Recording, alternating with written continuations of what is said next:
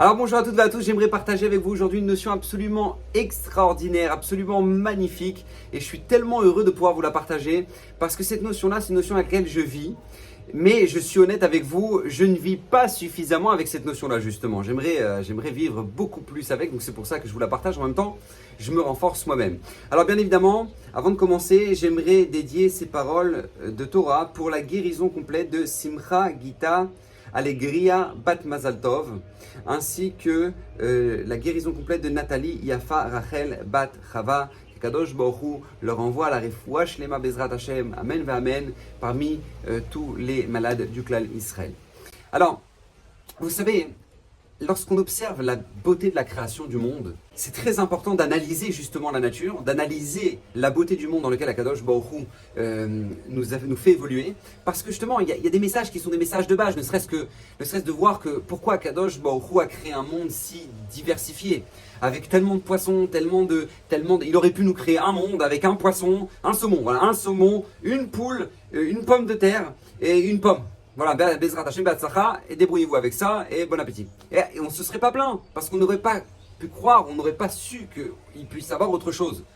Mais pourquoi Hashem nous a créés dans un monde, il nous a fait venir dans un monde si magnifique, avec des milliers de sortes d'arbres, des milliers de sortes de fruits, de légumes, d'animaux, c'est tellement incroyable. Pourquoi Hashem il a créé des poissons, qu'il y a des poissons, ils ne se mangent même pas, ils sont tout plats. Ils sont tout plats. Pourquoi Hashem nous a donné des poissons comme ça? Parce qu'ils sont magnifiques, ils sont extraordinaires, pour que quand tu les vois, tu dis « Waouh !»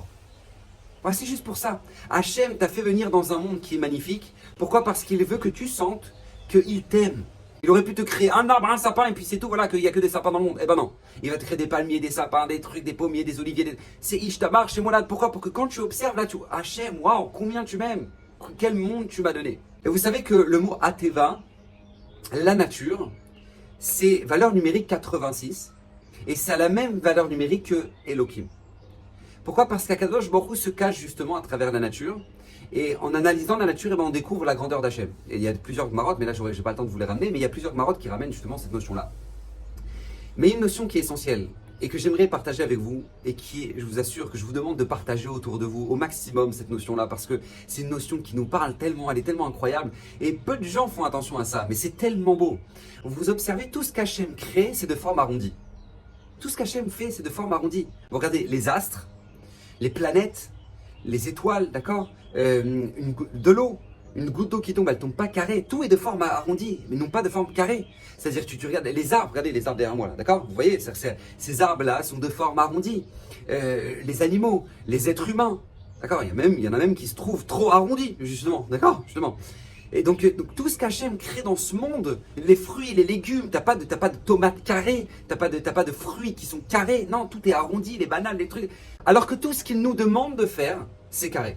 Quand on ouvre la Torah, quand on observe un petit peu, qu'on étudie, on se rend compte que tout ce qu'il nous demande de faire, c'est carré. Regardez ne serait-ce que les tzitzit, d'accord? Pour avoir un habit sur lequel maintenant tu as l'obligation de mettre des tzitzit, il faut absolument un habit à 4 coins. Il faut un habit à 4 coins. Si maintenant tu veux rendre inapte ton habit à mettre des tzitzit, qu'est-ce que tu fais? Tu arrondis un des 4 coins. Il suffit juste d'arrondir un des 4 coins. Maintenant tu n'en as plus que 3. Tu es exempté de la mitzvah de tzitzit. Regardez la mitzvah de tefillin. Il faut que ce soit parfaitement cubique. Quelqu'un ne peut pas dire, moi je vais faire des tefillin design, elles sont rondes, coniques. Non, ça n'existe pas. Non, tu as des tefillin, elles sont cubiques. Et voilà, c'est comme ça, c'est parfait. Et si jamais maintenant elles sont rectangulaires, c'est déjà pas saoul. C'est incroyable. C'est tout ce qu'il nous demande de faire. Vous regardez, là on est dans les parachutes de la construction du Mishkan. Vous regardez la construction du Mishkan, et sur cette forme-là, Hachem a créé une maison qui est le Beth Amikdash. Mais avant que ce soit le Beth Amikdash, c'était le Mishkan dans le désert. Vous regardez tout ce qu'il nous demande de faire, c'est de forme rectangulaire ou carrée. Ne serait-ce que les tables de la loi, que Moshe Rabbeinu a dû tailler, on a vu par la semaine dernière. Les tables que Moshe a dû tailler, elles étaient cubiques. C'est l'arche dans laquelle maintenant ces tables reposaient, c'était rectangulaire. Vous regardez maintenant le misbéar, que ce soit le misbéar des encens, l'autel des encens ou l'autel pour le sacrifice, c'était de forme carrée. C'est incroyable. C'est-à-dire que le Khatser, tout le parvis du Mishkan, c'est exactement la même chose, c'était rectangulaire. C'est-à-dire que vous regardez, vous ouvrez un Sefer Torah, tu ouvres le Sefer Torah, au moment où vous savez, il y a l'Akbat à Torah, au moment où vous soulevez le Sefer Torah, tu vois les colonnes, elles sont parfaitement rectangulaires, ça dépasse pas, c'est pas truc. Tu peux pas avoir un Sofer, il dit bon allez, moi je me fais un kiff, j'écris en vague. Non, tu peux pas, c'est des colonnes, c'est clair, c'est limpide, c'est Baruch Hashem. Une mezouza, c'est la même chose. T'as pas un sofer, il dit bon, tu sais quoi, moi je vais me faire un kiff, et je vais écrire une mezouza en spirale. Et il commence à écrire la mezouza en spirale. Tu peux pas. T'es pas rendu quitte de la mitzvah. Tu es obligé d'écrire une mezouza qui est bien carrée, etc. Donc c'est incroyable que quand on la souka, c'est la même chose. D'accord, faut minimum 2 côtés et une partie du 3e côté. Pourquoi? Parce qu'il faut que ce soit rectangulaire, il faut que c'est une forme qui soit. Donc je dis c'est incroyable. Tout ce qu'Hachem nous demande de faire, c'est carré, c'est bien, c'est clair. Alors que tout ce que lui il fait, c'est de forme arrondie. Pourquoi? Pourquoi c'est ça la question? Et c'est ça la notion avec laquelle on doit vivre chaque instant. Écoutez bien. Parce qu'Hachem nous a ici transmis un message qui est essentiel avec lequel maintenant on doit vivre justement. Et c'est pas pour rien que quand on sort dans la nature, on voit les arbres, on voit la nature, on voit waouh, c'est incroyable, on a des fruits chez nous à la maison. C'est pas pour rien, c'est parce qu'Akadosh Baruch Hu veut qu'on ait cette notion-là devant les yeux. Écoutez bien, tellement elle est essentielle. Akadosh Baruch Hu nous apprend à travers ça que tout ce qui concerne les bienfaits de ce monde, arrondis les angles. Arrondis les angles. Ne sois pas carré. C'est-à-dire que t'es sorti du magasin et que maintenant on t'a mis une rayure sur la voiture. Ok, c'est désagréable, c'est pas sympa, ok. Mais c'est pas grave. C'est pas grave. Personne n'est mort, personne n'est blessé. C'est une voiture. C'est une voiture. Il n'y a pas de ah, tu vas voir, si je le chope, si je mets les caméras, et je demandais qu'on passe les caméras et le film. Ok, mais détends-toi. Arrondis les angles. C'est-à-dire, tu es à l'aéroport, tu récupères tes valises, ta valise, tu la récupères, elle est éclatée, il manque 3 roues sur les 4. C'est pas grave. C'est ok, donc ils vont te rembourser, tu vas aller faire la déclaration, ok. Mais il n'y a pas, ah non, mais franchement, mais c'est quoi ce truc? Non, c'est pas grave, c'est une valise. C'est une valise, t'arrives en vacances, t'ouvres la valise. T'ouvres la valise, il manque ton maillot alors que t'es parti en vacances et tu voulais aller à la plage ou tu vas aller à la piscine, il manque ton maillot. C'est pas grave. Tu vas aller sortir, tu vas chercher un maillot, c'est pas grave. Ah mais non, mais comment on peut ouvrir une maillot? Mais comment c'est possible? C'est pas grave. C'est ce qui concerne les profits de ce monde. Arrondis les angles. Ton téléphone il a une rayure, c'est pas grave. Arrondis les angles. C'est le message qu'Hachem nous donne. Mais par contre, ce qui concerne la Avodat Hachem, ce qui concerne le service divin, là Hachem te demande, sois carré. T'as des tefilines. Tes tefilines, tu sens que tes tefilines commencent à tomber en avant, d'accord? Tu dois avoir ici le nœud juste derrière, là, comme ça, à l'endroit de la fin du crâne, comme ça, ici. Tes tefilines, qu'elles commencent à tomber en dessous du cuir chevelu. En dessous du cuir chevelu, tu n'as pas fait la mitzvah, c'est un shulchan arour, mais fourrage. Tu vois que ça commence à tomber. Va voir quelqu'un, va voir un rave. Ah, c'est pas grave, Hachem, il sait que j'ai fait la mitzvah. Non, Hachem, il veut pas que tu parles comme ça. Hachem, il veut que tu fasses des choses carrées. Tes tefilines, elles sont carrées, fais les choses bien. Tu vas voir le rave, tu demandes est-ce que vous pouvez me régler, vous pouvez me raccourcir le. Et lui, il sait pas le faire, bah c'est pas grave, tu vas voir un autre, mais tu le fais. Ne reste pas comme ça. C'est-à-dire, tu fais attention à ce que tu fais. Tu vas dans un pessar, là, tu vas dans un club pour pessar. Quel cache-route c'est? Tu te renseignes. Ah ça va, c'est cachère. Mais ça va, c'est cachère. Renseigne-toi sur la cache-route. Moi j'ai la chance, Baruch Hashem, depuis quelques années, de voyager avec des organisateurs de Pessah, ça s'appelle l'équipe So Prestige. D'ailleurs, cette année, on est en Italie, pour ceux que ça intéresse.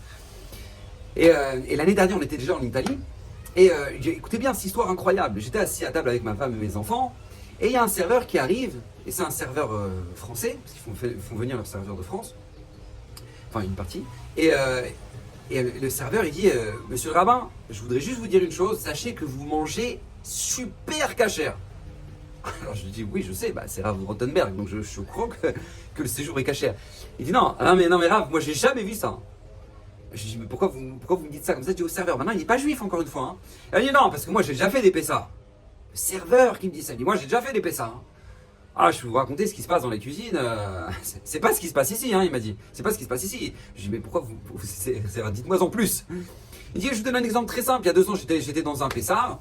Et bon, et je vois le cuisinier, il faut faire la cuisine pour 300, 400 personnes. Et je vois le cuisinier, il est là, celui qui fait les desserts, il est là, il n'arrive pas à monter. On lui a demandé de faire un gâteau bien spécifique. Et il voit que ça monte pas, il voit que ça tient pas. Et il a fini par aller acheter un paquet de farine.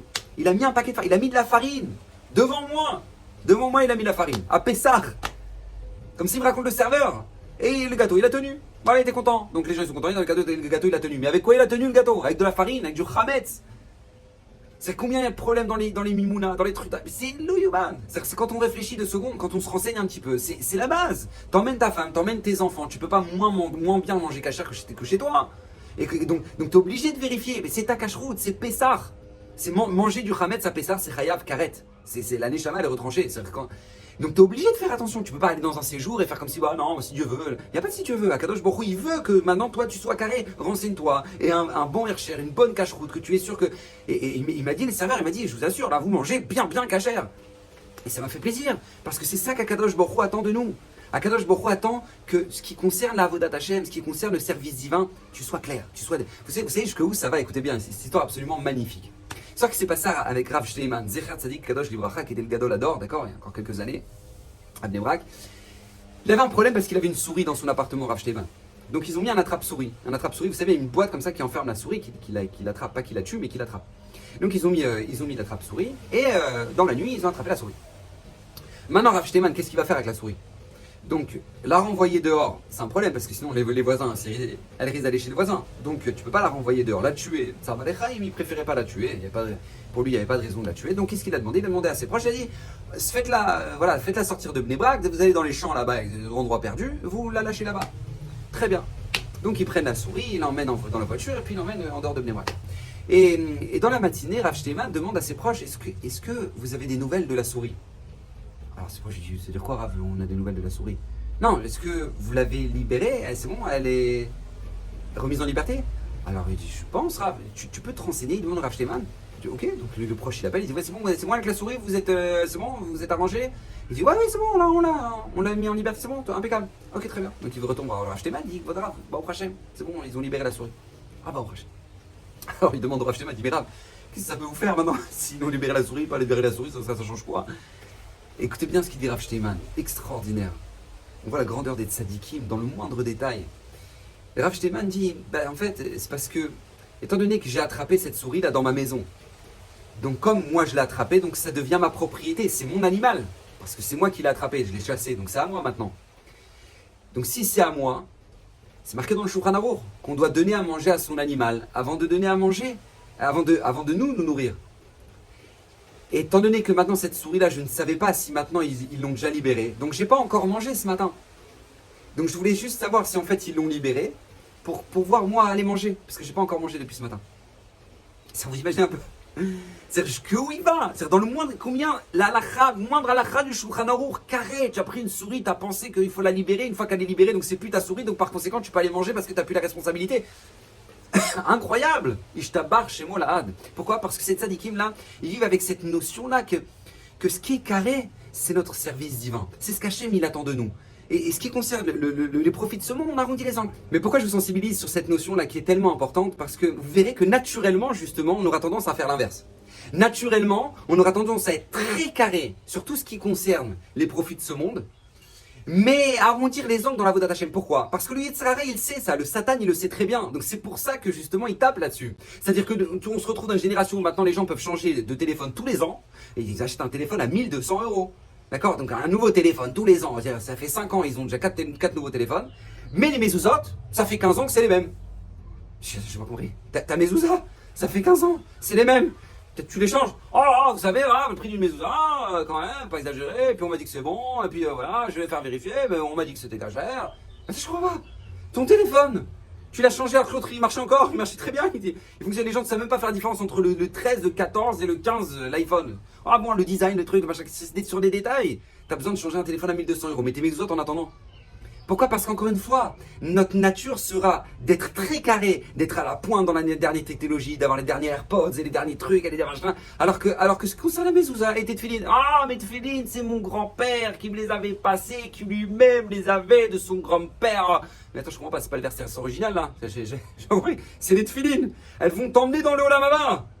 Elles vont t'emmener dans le Olam Haba. Donc t'as changé de voiture, tu viens d'acheter une Tesla. Tu vois, quand même. Mais tes tefilines, elles t'emmènent pas au travail. Ta voiture, elle t'emmène au travail, mais tes tefilines, elles t'emmènent dans le Olam Haba, dans le monde futur. Donc sur quoi on doit investir? Sur quoi on doit mettre le maximum d'efforts? C'est-à-dire si on se retrouve alors, il y a un match. Voilà, il y a un match. Il est en retransmission, en direct à 2h du matin. Donc voilà, j'ai déjà mis mon réveil pour regarder le match à 2h du matin. Mais pour aller parler avec Hachem le lendemain matin, c'est à 10h du matin. On arrive à Crète à toi. Pourquoi?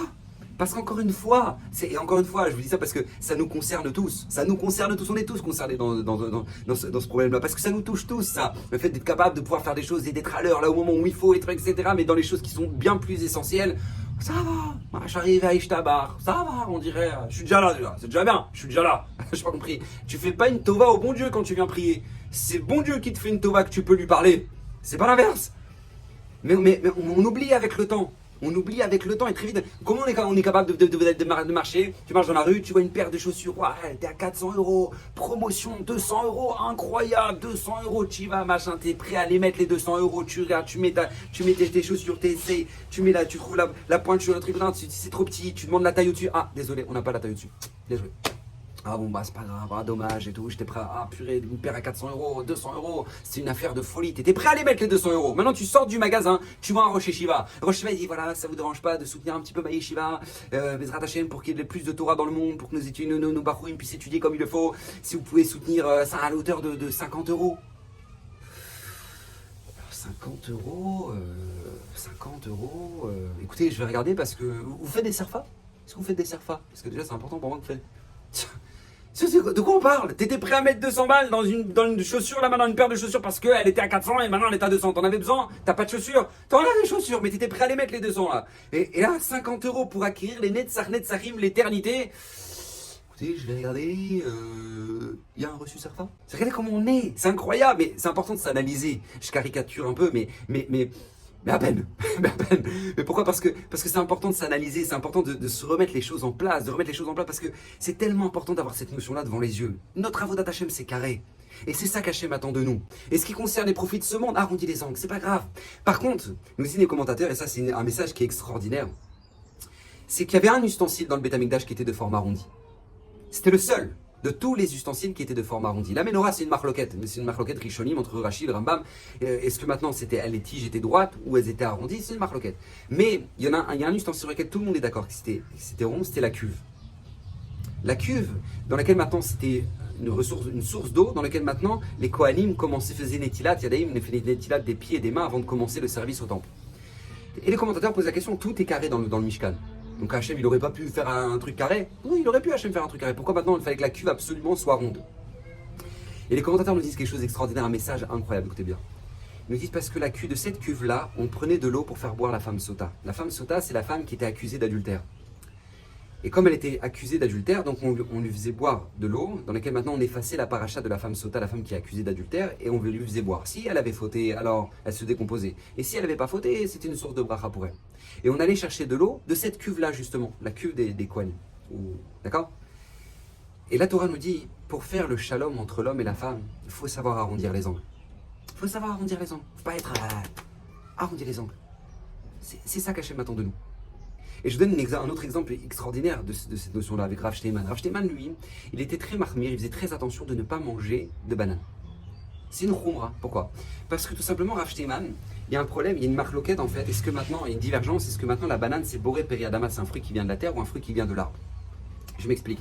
Étant donné que pour qu'un fruit soit considéré comme boré periaetz, un fruit qui vient de l'arbre, il faut comme condition que cet arbre-là ait des branches qui restent d'année en année et que les fruits poussent de ces branches-là. Mais étant donné que le bananier c'est un arbre, oui, mais que chaque année il repart de zéro, donc tout l'arbre en fait il meurt, ça c'est incroyable de voir ça, d'accord? Tu vois des arbres énormes mais en fait ils meurent chaque année. Et donc il faut que chaque année il repousse. Donc ça ne rentre pas dans le critère d'un arbre. Mais d'un autre côté, les racines restent d'année en année. Donc est-ce que ça rentre dans le critère d'un arbre ou c'est boré periadama ou c'est boré periaetz? Dans la halakha, on tranche que c'est boré periadama. Une banane c'est boré periadama, c'est pas boré periaetz. Ça vient de la terre. Mais Rav Shteiman, étant donné que c'est une discussion, une divergence, donc lui, il voulait pas rentrer dans ce doute-là et faire une bracha sur laquelle maintenant il y a un doute. Donc il mangeait pas de banane. Mais par contre, bien évidemment, ça c'est très important, c'est pas parce que toi, tu es marmire sur une notion et que toi, tu es très à cheval sur une halakha que du coup, ça veut dire que toute ta famille doit le faire. Non, il permettait à toute sa famille de manger des bananes, mais lui, il n'en mangeait pas. Et un jour, la rabbinite, qu'est-ce qu'elle a fait? Elle a mis des bananes sur le plan de travail dans la cuisine et en fait elle voulait que son mari, le Rav Shteiman, prélève tromot ou masrot, d'accord, ce qu'il faut prélever des fruits qui vont pousser en Eretz Israël. Donc le Rav Shteiman coupe une moitié de banane pour prélever, etc., pour d'accord, la trouma, le maaser. Mais il y a l'autre partie de la banane qui est restée comme ça, d'accord, qui est restée à sécher comme ça, donc ça s'oxyde, vous savez les bananes quand elles s'oxydent. Donc il va voir un de ses petits-fils, il dit regarde, ta grand-mère, elle est en train de se reposer. Je viens de prélever Troumat ou Masrot. J'ai peur que ça lui fasse de la peine de voir une banane qui s'est oxydée. Donc si ça ne te dérange pas, est-ce que tu peux tout simplement aller manger l'autre partie de la banane? Alors son fils dit non, papy, j'ai pas envie de manger une partie de la banane. Je veux pas. Je veux pas. Alors il dit mais pourquoi tu veux que je mange ça? Il dit non parce que j'ai peur qu'elle ait mal au cœur, comme c'est dit Rav Shimon. Qu'elle ait de la peine de voir une banane qui est oxydée, qui s'est abîmée. Donc si tu peux la manger, ça l'éviterait d'avoir de la peine. Et son fils dit non, je veux pas papy, merci, je veux pas manger de la banane, merci. Rav Shteiman, qu'est-ce qu'il a fait? Il a pris la banane, il a fait Baruch Ata Hashem Elokeinu melech haolam borei pei adama. Il a mangé. Il a mangé sa banane. Pourtant lui il est marmire, il mange jamais de banane, il a jamais mangé de banane. Pourquoi? Parce que ok, je peux être marmire et être très très à cheval sur la halakha et très carré comme on l'a expliqué, très truc. Regardez s'il y a un doute dans la halakha sur la bracha, bon alors je préfère ne pas. Tu peux faire ça, mais c'est pas au détriment du ressenti de ta femme. Si elle, ça va lui faire de la peine, ça va lui faire de la peine. Alors j'ai pas à être marmire, j'ai pas. Non ça va. Dans ce cas-là, je fais la bracha. Exactement à l'image de la cuve. Pour le shalom bayit, arrondis les angles. Arrondis les angles. Et c'est tellement important d'être conscient de cette notion-là, parce qu'elle est tellement importante dans nos vies. Et ça nous parle tellement, parce qu'on voit à travers la nature, on voit à travers le monde dans lequel on évolue. Akadosh Baruch Hu arrondit tout ce qu'il a créé, mais nous demande à nous d'être carrés. On voit particulièrement dans ces parachutes-là, justement pour nous transmettre ce message-là qui est tellement important, qui est tellement essentiel, qui est que en ce qui concerne les profits de ce monde, arrondir les angles, mais ce qui concerne la Avodat Hashem, se renforcer un petit peu plus pour rendre notre service un peu plus carré, pour que Bezrat Hashem il soit encore plus beau chaque jour aux yeux d'Hashem. Bezrat Hashem, Amen, va Amen, et que Bezrat Hashem, toutes ces paroles de Torah, comme je le répète, soient pour la guérison complète de Simcha, Gita, Allegria, Bat Mazal Tov, ainsi que Nathalie, Yafa, Rachel, Bat, Ravak. Kadosh Baruch Hu leur envoie la refouach Shlema, qu'on puisse tous servir à Kadosh Baruch Hu un peu mieux chaque jour. Bezrat Hashem, vous donnez beaucoup de nachat au maître du monde, et que Bezrat Hashem, on puisse être source de bracha autour de nous, et que Bezrat Hashem, Kadosh Baruch Hu déverse sur nous, sur nos familles, la bracha, le shefa, la hatzlacha, qu'Hashem bénisse, qu'Akadosh Baruch Hu protège tout le Ham Israël, et qu'Akadosh Baruch Hu protège nos chayalim, qu'il se fasse revenir nos otages. Bekarov Mamash, Amen, Ve Amen, bracha, Hatzlacha, qu'Hashem bénisse.